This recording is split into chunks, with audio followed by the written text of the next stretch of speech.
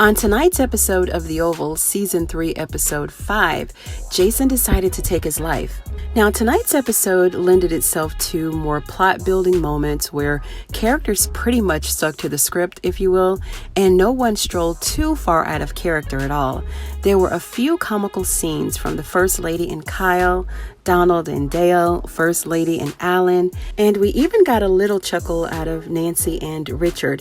But there was a very, very serious moment in the cliffhanger, right at the very end. But right before the episode ended, I was wondering where Jason was. His name came up a few times throughout the episode in a couple of the scenes. And, as always, no one had anything good to say, and rightly so, because Jason has been pretty much deemed a serial killer, so his reputation is not the greatest. But we have to remember that Jason is disturbed, right? Like level 10 plus 10 type level.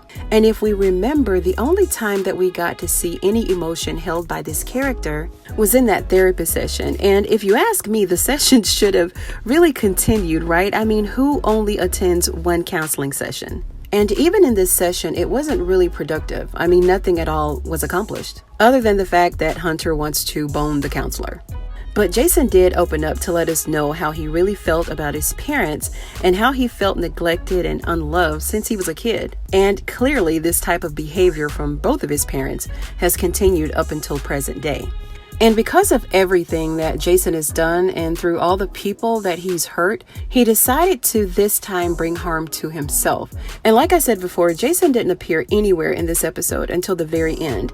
And while Kyle and Donald were outside the door flirting with each other, Donald heard the thump of his body against the door. And they rushed in and saw him hanging from the door, right? So it was really sad, guys. Really sad episode tonight. I mean, can you imagine being the first kid, right? I mean, look at all of what he's gone through. Look at who he has for parents, right? Look at where Gail is. Like, it's so dysfunctional that it's not even funny.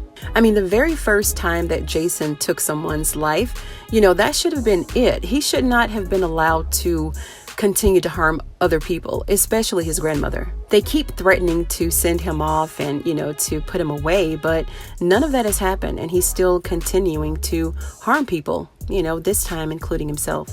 I don't know anyone personally who has taken their own life, right? But guys, listen, if you know someone that has, been through some type of emotional trauma, or if they have talks of harming themselves, please try to offer help. And if you can't get them help, get them connected with someone who can help them. Thank you so much for taking the time to listen tonight, and I'll see you in the next one.